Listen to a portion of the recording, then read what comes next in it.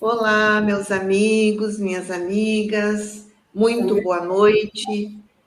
Estamos novamente aqui nesse espaço reservado para o estudo e reflexão do nosso Evangelho segundo o Espiritismo.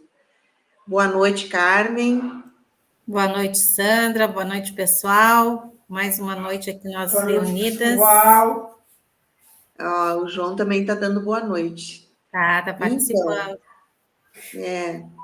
Então, vamos iniciar o nosso trabalho da noite com a leitura de uma mensagem em agradecimento àqueles que estão presentes, né? Tanto a espiritualidade amiga, como os nossos irmãos desencarnados, que nos acompanham nesse trabalho, para que possamos aprender uns com os outros.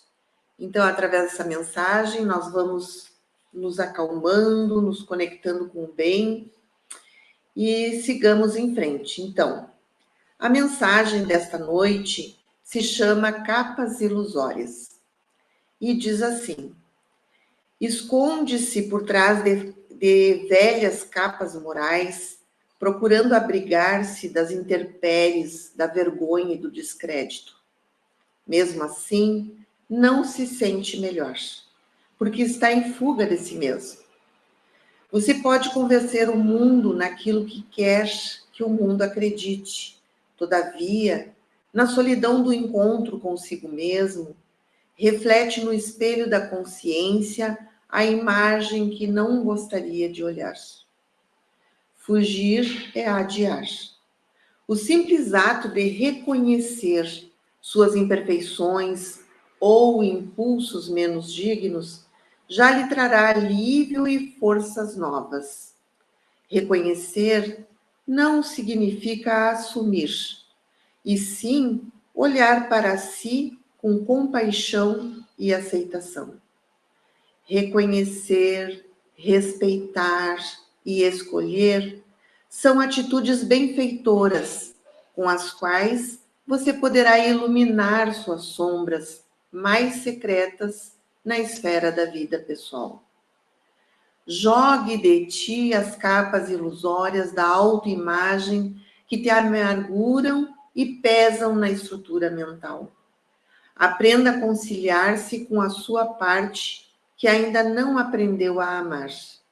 E uma nova e mais promissora experiência vai se abrir a seus olhos, convidando-a a seguir o mapa de Deus para a sua ascensão e glória no rumo da harmonia sem limites.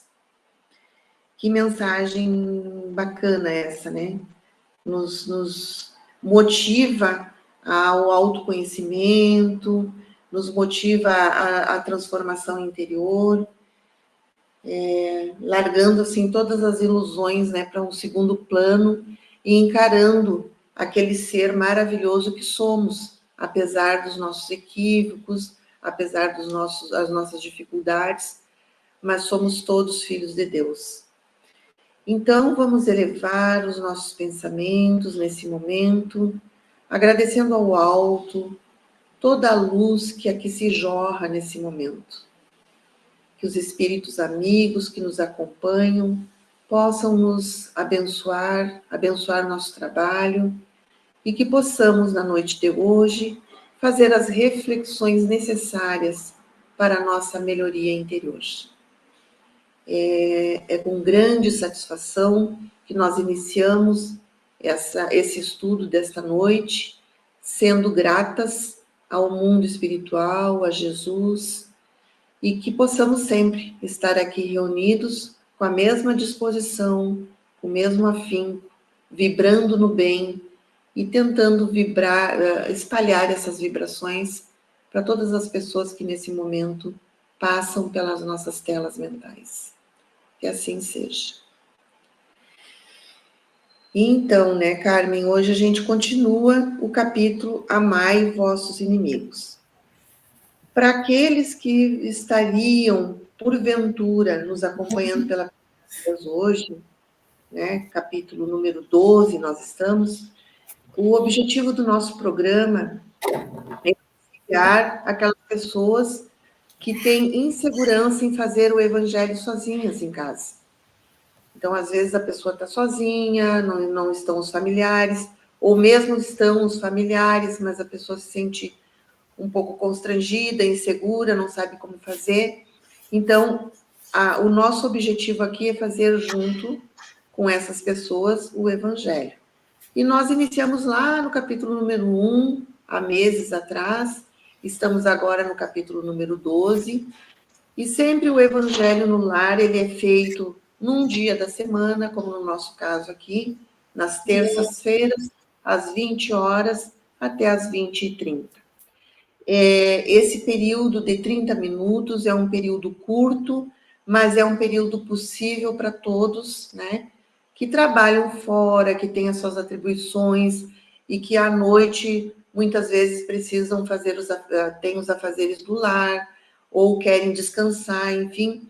Mas uma vez por semana, 30 minutinhos, tem condições de parar e dar uma olhadinha no Evangelho, compreender um pouquinho, né, sobre essas palavras maravilhosas que o Cristo nos deixou, e também abrir um canal positivo, um canal de luz, para que o seu lar e os seus familiares sejam abençoados. Então, é esse o nosso objetivo aqui hoje também. E nós vamos continuar nesse capítulo, amai vossos inimigos, e ficou para hoje, a partir do item número 10. Hoje nós vamos estudar o ódio, né, Carmen?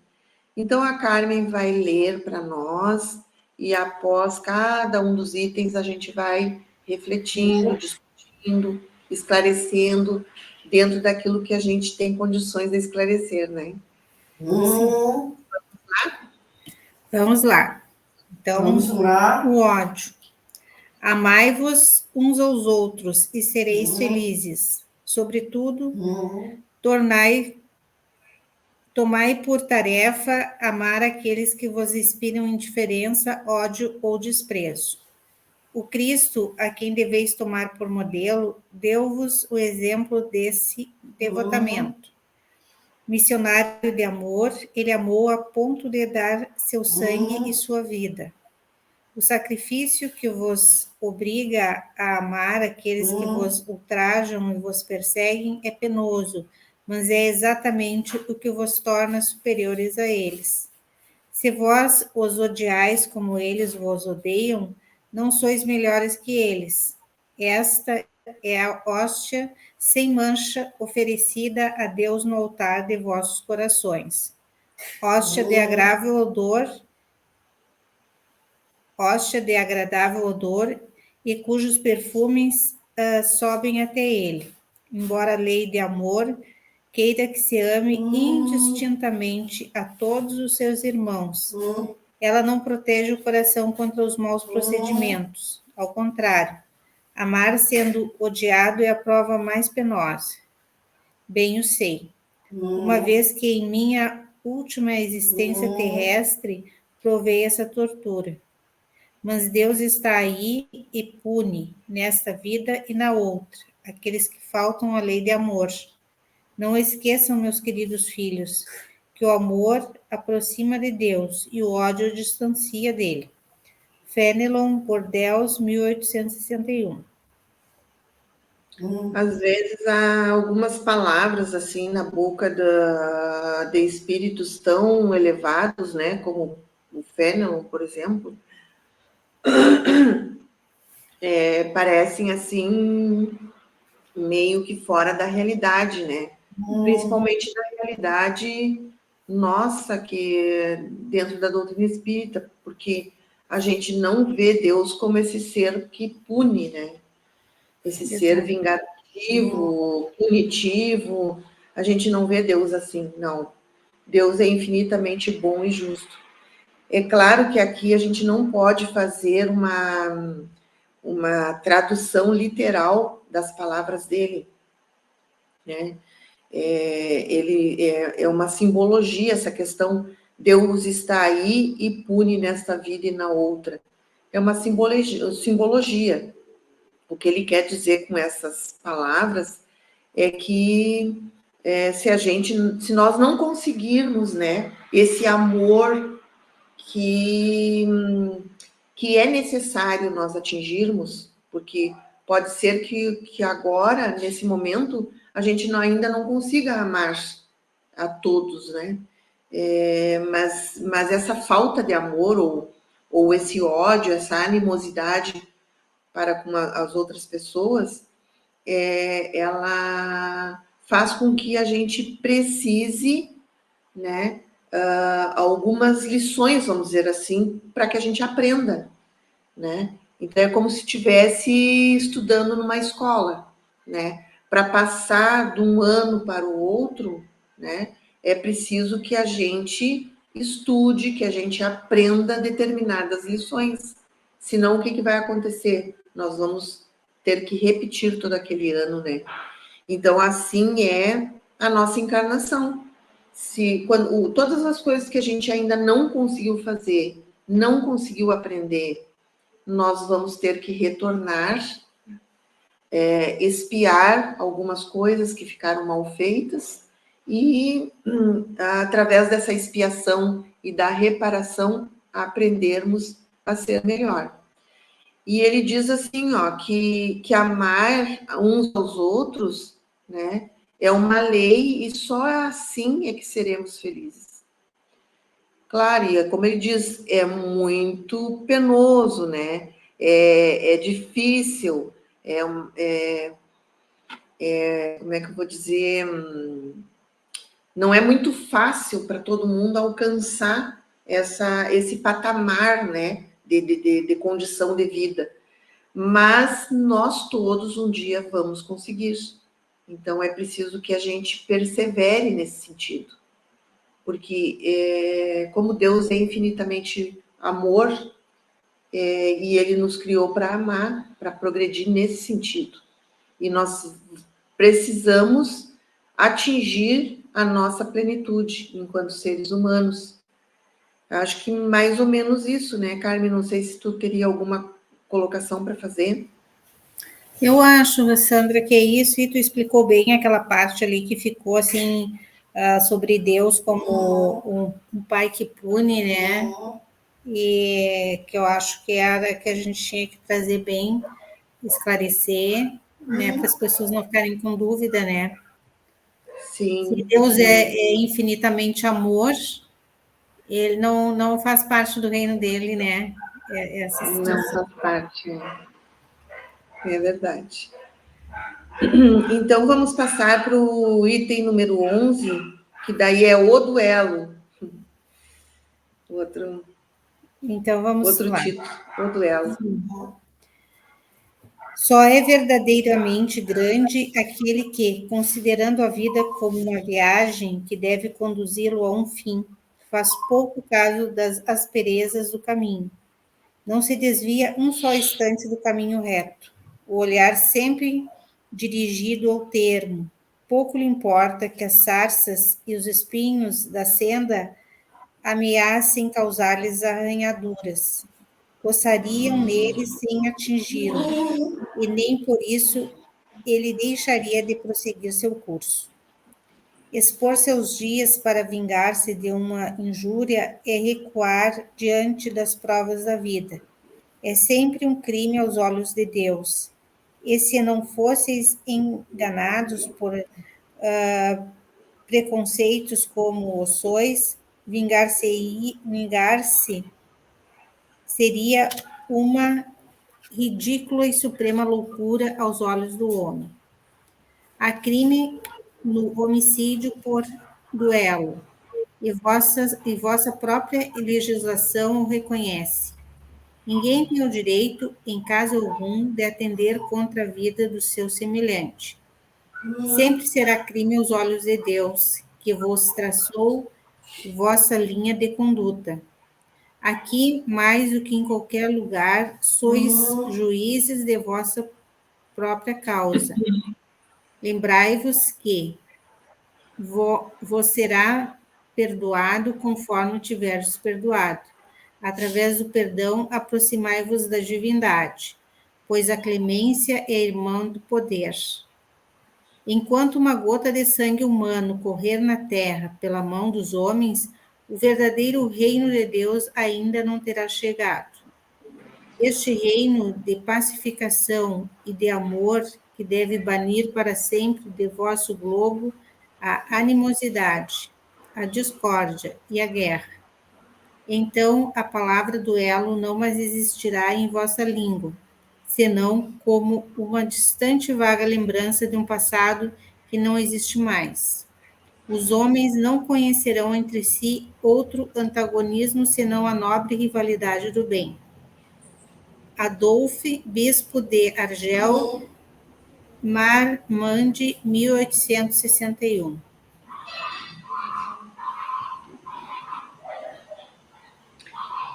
Essa questão do duelo, ela é bem debatida nesse capítulo, né? Tanto que a gente vai ver o capítulo, ele vai adiante assim, com várias mensagens sobre o duelo. Esse Adolphe, ele fala, depois temos o Santo Agostinho, depois o Espírito Protetor, depois François Xavier, enfim, e depois Agostinho. Então, são vários espíritos que falam sobre o duelo, que, na verdade, a palavra duelo para nós soa como algo assim que já foi há muito tempo, né? A época dos duelos, em que as pessoas, né, se duelavam, tinha aquela cerimônia toda, duas pessoas com revólver, né, que ficavam juntas e se distanciavam ao se virar quem atirasse primeiro. Então, vem à nossa mente esse tipo de duelo, mas, na verdade, o duelo ainda persiste entre nós de uma forma mais suave, né? Hoje em dia, o duelo, ele pode se configurar só um aspecto psicológico, por exemplo, né? Em que uma pessoa, né, em conflito com uma outra, ela fica duelando, né? Ou as duas ficam se duelando no sentido de uma machucar mais a outra, né? De quem machuca mais a outra, né? De quem se vinga mais, de quem magoa mais. Então, a gente ainda tem esse tipo de duelo, né? E aí, então, muitas vezes, nós, diante de uma mágoa, de uma situação conflituosa, em que a outra pessoa nos deixa, vamos dizer assim, em maus lençóis, né? Ou uma outra pessoa nos deixa num estado de humilhação,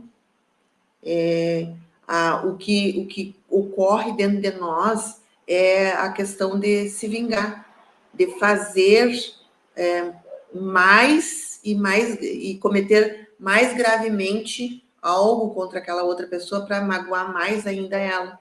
Então fica aquele duelo, aquela disputa, né?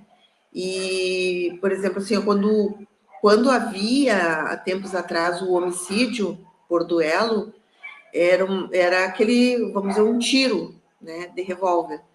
Hoje, o duelo, o crime maior, é um crime psicológico, que a gente vê aí a todo momento na nossa vida, na nossa convivência, de pessoas que ainda não conseguiram, pelo menos, respeitar as diferenças, vamos dizer assim, ainda ficam se duelando e ficam cometendo, entre aspas, homicídios, mas aí o homicídio já é num nível mais psicológico. Vão matando as pessoas psicologicamente, né? Não deixa de ser um homicídio também. Então, aqui ele fala que atentar contra a vida do seu semelhante, né, é sempre, né, é sempre um crime aos olhos de Deus. Então, nós atentamos contra o nosso semelhante por em diversos níveis, vamos dizer assim, em diversas ocasiões. Não só quando a gente saca o revólver. Porque nós já sacamos o revólver em outras existências, né? Hoje a gente não saca mais, mas a gente saca outras coisas. Muitas vezes recursos da nossa inteligência, recursos das nossas emoções para humilhar o outro, para magoar o outro, para, enfim, destruir o outro psicologicamente, né?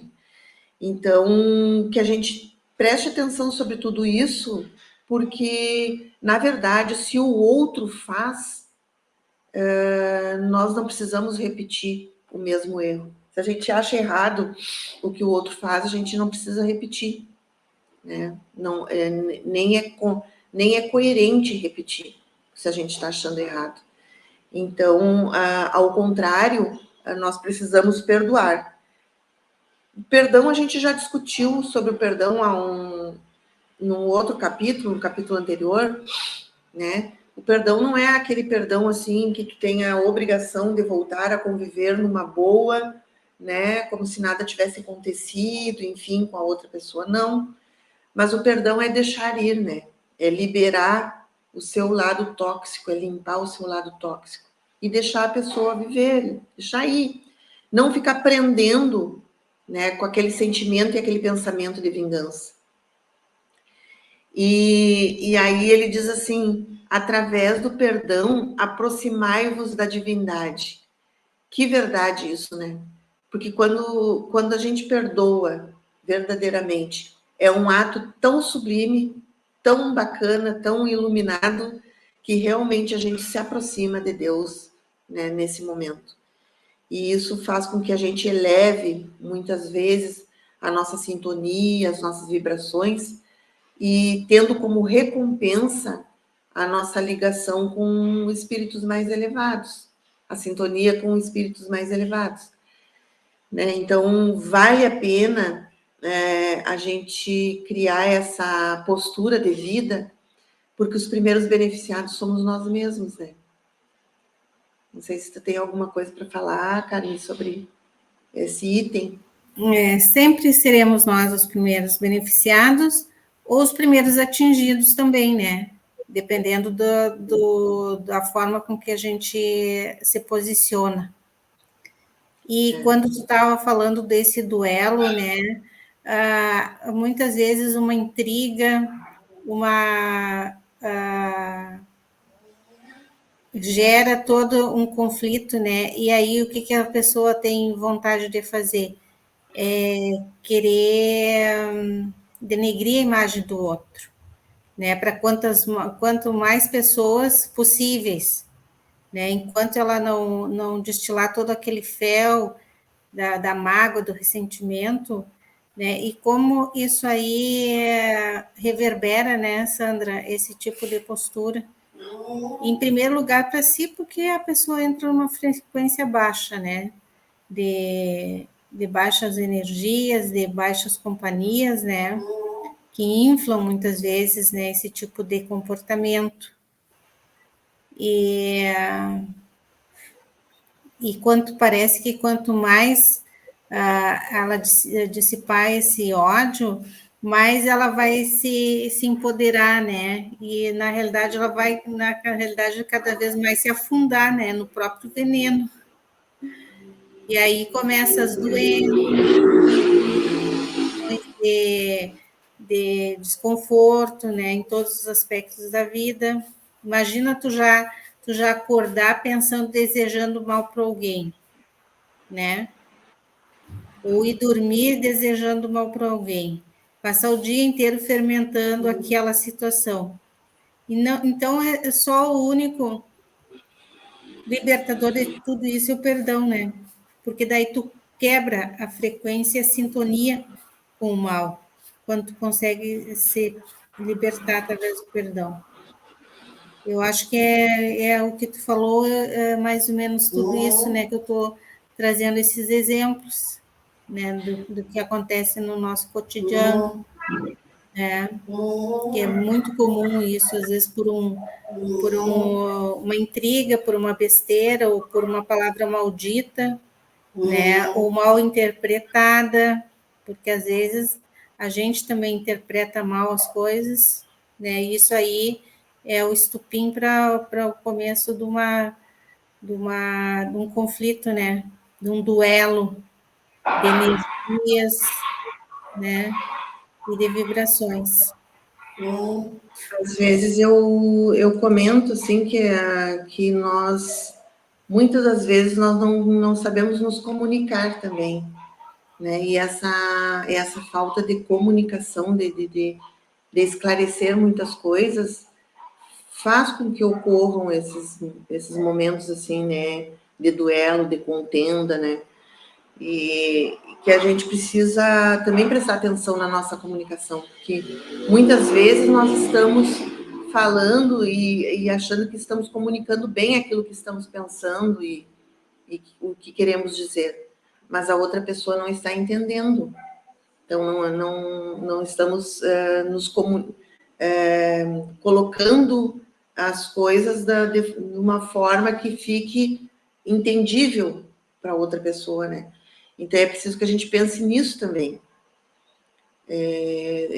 O fato de se comunicar, a comunicação ela só acontece quando o outro entende o que a gente está dizendo, né? Então, mas é uma escuta que a gente faz, né? Tu está escutando o que a pessoa está dizendo, quer dizer, tu está entendendo, tu está sentindo, tu está compreendendo e está mudando muitas vezes a tua forma de ser e de agir, porque um diálogo, uma conversa, o que é conversar? Com é juntos e versar é mudar. Então, quando tu tem uma conversa, as duas pessoas mudam juntas, né? Então, e muitas vezes a gente não está conversando, a gente está monoversando, falando aquilo que a gente quer, na hora que a gente quer, da forma que a gente quer, mas a outra pessoa não está entendendo. Então, é importante que a gente também se faça entender, se faça compreender.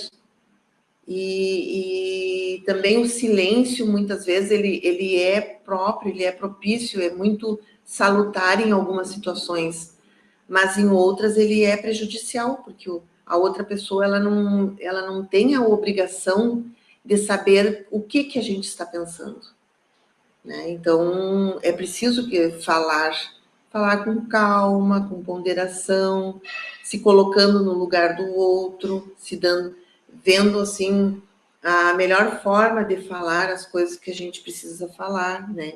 Mas não deixar de falar, né?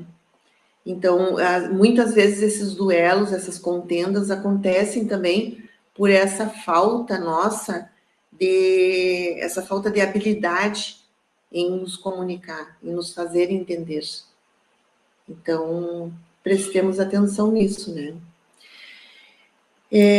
Nós teríamos, então... Para acrescentar, Sandra, essa tua fala, que o silêncio, no meu ver, né, ele vai ser útil só quando tu também estiver muito inflado, quando tu não for conseguir colocar as tuas palavras da melhor forma, quando também estiver muito irado, né? Então, às vezes, nesse momento é melhor ficar em silêncio e depois, quando os ânimos se acalmarem, aí sim ter uma conversa com calma, né, onde as duas partes possam realmente conversar. Que muitas vezes por trás de tudo isso está presente o personalismo. A pessoa quer fazer com que as suas ideias prevaleçam, as suas ideias são as melhores e quer muitas vezes mudar o outro, né? Mudar, fazer com que o outro atenda às suas expectativas, e não é assim. Então, as relações humanas, elas são maravilhosas e nós precisamos ter, né? Nós precisamos conviver uns com os outros para aprendermos uns com os outros. Mas também é preciso muita sabedoria, muita calma, paciência, compreensão, alteridade, empatia. Então, na relação uns com os outros, nós desenvolvemos tudo isso. Então, a gente precisa aproveitar esse convívio para aprender, né? Nós estamos quase no nosso horário, faltando 15 segundos para o término do nosso trabalho aqui. E nós vamos deixar, então, o item número 12 em diante para a próxima semana.